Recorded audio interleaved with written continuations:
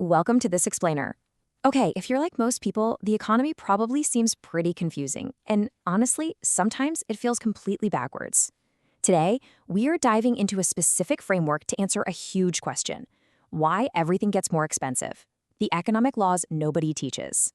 We're going to break down the core concepts from Thomas Sowell's Basic Economics to explore his argument that the economy actually runs on a set of hidden but entirely predictable rules. I mean, it's the question literally everyone is asking right now, right? Why does everything keep getting more expensive, and why is it that when politicians step in to try and fix it, things somehow seem to get worse?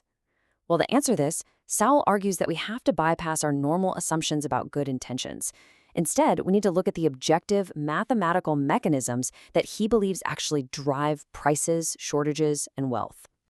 So let's jump right into Act 1, the illusion versus the reality. Okay, let's dive into this.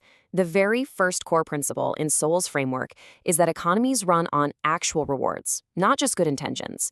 To really see how this plays out, let's take a quick trip back to Maryland in 2008. The state had a problem. They needed money. So they looked at their roughly 8,000 resident millionaires and did some math. They calculated that by raising taxes on these top earners, they would collect exactly $106 million in extra revenue every single year. The intention was crystal clear, and everyone celebrated. But that was just year one. By year two, when they actually counted the millionaires again, 2,000 of them had just vanished. They had simply packed up and moved to other states. And because they left, taking their businesses and jobs right along with them, Maryland didn't gain that $106 million. Instead, they suffered a massive net loss of $257 million in total tax revenue. Oregon actually tried a similar approach around the same time and lost billions. So the crucial point Sowell makes here is this: people respond to rewards, not intentions. Maryland inadvertently rewarded their millionaires for leaving the state. Whether you're in business or creating policy, you can't just ask what you intend for people to do. You have to take a step back and ask, what are you actually rewarding them to do? And this brings us to a really important concept: trade-offs. Look at Venezuela. They sit on massive natural oil reserves, yet their economy struggles deeply. Switzerland, on the flip side, has virtually zero natural resources in the ground, yet they're one of the wealthiest nations on Earth. In this economic view, wealth isn't about what you have, it's entirely about what you do with what you have. Every single dollar, every hour, and every resource can only be used once. Let's bring this down to a personal level. Say you go to buy a car. You could buy a beautiful $50,000 BMW or a totally fine $20,000 Toyota.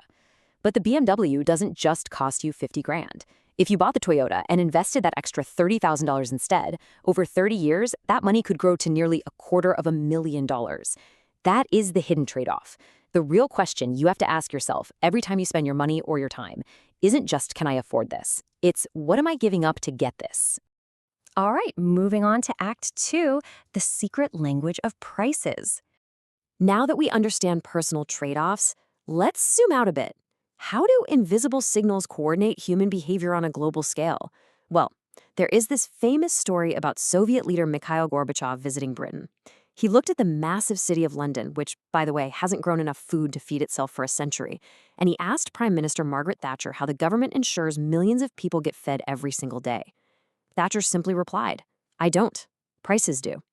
There is no central minister of sandwiches coordinating beef from Argentina or coffee from Brazil. And this brilliantly illustrates why Sowell argues central planning is mathematically impossible. I mean, imagine trying to manage just the pizza supply for a whole country. You'd have to know exactly how much milk to divert to cheese versus ice cream. You'd have to predict tomato growth rates, coordinate oven logistics, and perfectly guess the changing consumer demand every single day.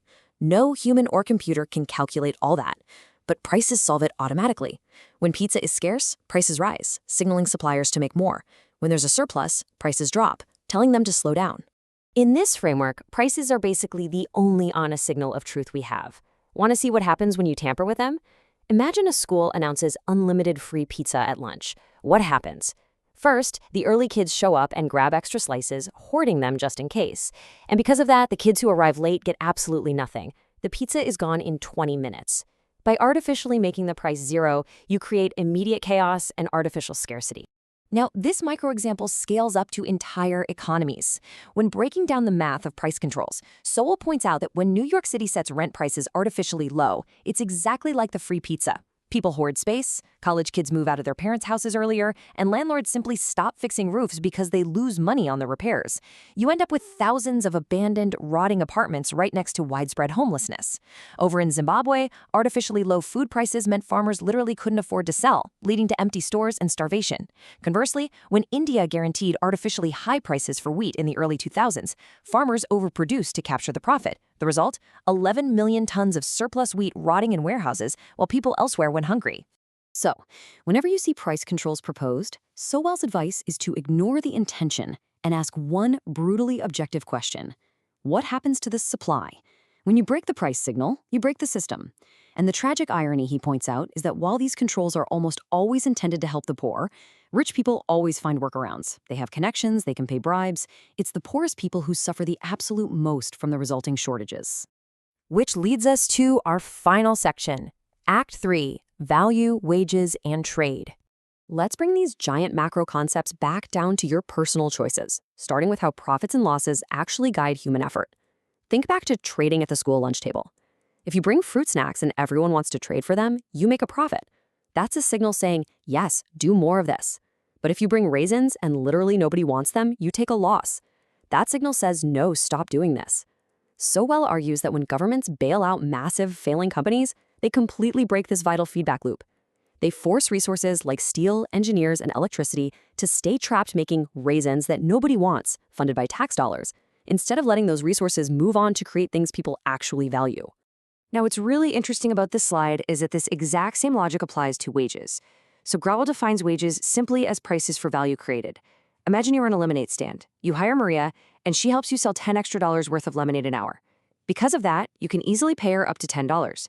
But if you hire Jake, and he only creates $2 of value, a law forcing you to pay a $15 minimum wage mathematically costs you $13 an hour in losses. In this framework, business owners will inevitably have to replace Jake with a self-checkout machine, cut hours, or just close the shop entirely. Because ultimately, employers are paying for the economic value of the results, not just the time spent. Let's expand this idea of value creation to trade. Imagine you have a sandwich and your friend has a pizza. You decide to trade halves. Now, the total amount of food in the room didn't increase at all, but you are both happier. Trade creates value without creating more physical stuff. Sowell uses this to push back hard against the popular political talking point that international trade is some kind of war with winners and losers. If one country buys shirts and another buys cars, it's because both sides end up mathematically wealthier than if they tried to build every single thing entirely on their own. And let's look at how this builds right into your own daily life. Imagine a lawyer who earns $300 an hour. She happens to also be great at cleaning her office, but should she do it? Absolutely not. If she hires a cleaner for $20 an hour, she reclaims that hour to do legal work. She pays $20, makes $300, and wins massively financially. Every single hour you spend grinding on your weaknesses or doing low-value admin work is an hour stolen from your unique strengths. Paying someone else to handle your weaknesses is exactly how economies thrive, and it's how individuals thrive too. So the entire economy, according to this framework, really just boils down to trade-offs and honest signals. Understanding these economic laws might not instantly make you a millionaire, but it does give you a pretty incredible superpower. It makes you practically impossible to manipulate. Whether it's a politician promising a free lunch or just deciding how you're going to spend your own time this afternoon, I want to leave you with this final provocative thought. When you look past the good intentions, what is your next choice really costing you? Thanks for joining me for this explainer, and keep looking for the reality behind the illusion.